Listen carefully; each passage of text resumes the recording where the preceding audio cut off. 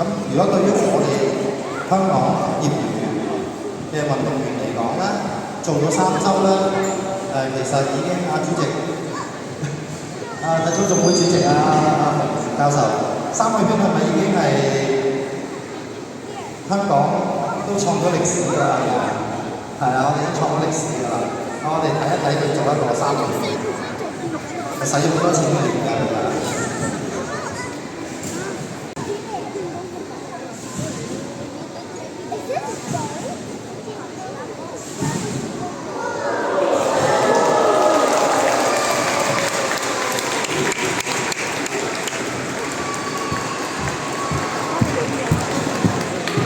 係，做呢做啲啦，真係唔容易啊！唔容易去做咗個3週，